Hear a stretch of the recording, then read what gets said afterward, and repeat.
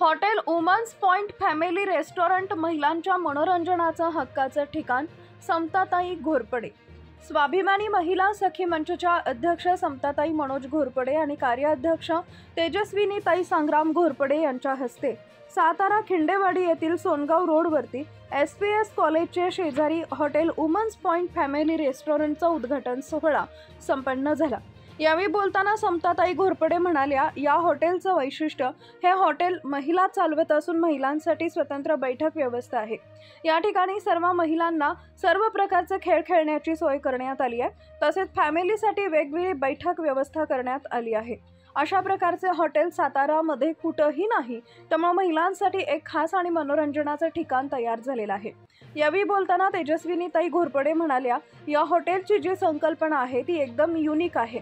अशा प्रकारची थीम घेऊन आजपर्यंत कोणतेच हॉटेल चालू झालेलं नाही। इथे येणाऱ्या प्रत्येक महिलेचं मनोरंजन कसं होईल याची काळजी या मॅनेजमेंटच्या वतीने करण्यात आली आहे। त्यामुळे लवकरच सातारा जिल्ह्यातील सर्व महिलांच्या पसंतीचं ठिकाण म्हणून hotel women's point family restaurant नावारूपास येईल।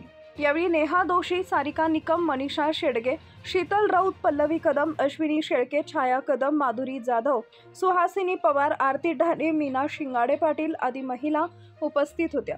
या कार्यक्रमास आलेल्या सर्व मान्यवर यांचे स्वागत प्रगती साळुंखे यांनी केले। Bureau report DSP news live. छोटीशी कविता आहे, अगदी कुशीत असल्यापासून। पडून राहिलो ओंडक्यासारखा तिच्याच प्रवाहात, पडून राहिलो ओंडक्यासारखा तिच्याच प्रवाहात, बरेच अडथळे सोसले तिने माझ्या सहवासात। पडून राहिलो ओंडक्यासारखा तिच्याच प्रवाहात, बरेच अडथळे सोसले तिने माझ्या सहवासात।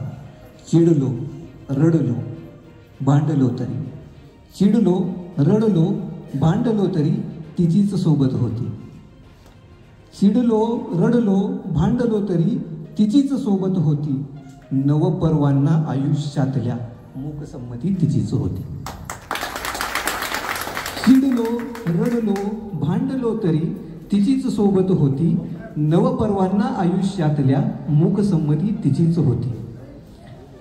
आणि सर्वांना सांभाळून घेता घेता, सर्वांना सांभाळून घेता घेता, सांभाळून घेता घेता, सर्वांना सांभाळून घेता घेता, कुठेतरी सर्वांना सांभाळून घेता घेता दुःख तिचे लपवत होती। सर्वांना सांभाळून घेता घेता दुःख तिचे लपवत होती। पुष्कळदा भरकटलो मी पण, पुष्कळदा भरकटलो मी पण, ती शांत वाहत होती। तर तिच्या असण्यामुळे आणि म्हणजे पुरुषाचं खरं आयुष्य सार्थकी लागतं हे तिच्या असण्याने। तर पुरुषाचा जन्मापासून मृत्यूपर्यंत सगळा प्रवास हा फक्त तिच्यामुळेच सार्थकी लागलेला आहे। थँक्यू, धन्यवाद। थँक्यू दाजीबा, जरा थांबावं। मी एवढी सुंदर कविता तुम्ही आमच्यासाठी बोलली, तुमचा सत्कार तर नक्कीच झाला पाहिजे। मिथून, सर्वसामान्यांना न्याय मिळवून देणारे हक्काचे चॅनल DSP न्यूज लाईव्ह। संपूर्ण महाराष्ट्रातील बातम्यांसाठी चॅनलला लाईक करा, सबस्क्राईब करा आणि शेअर करा।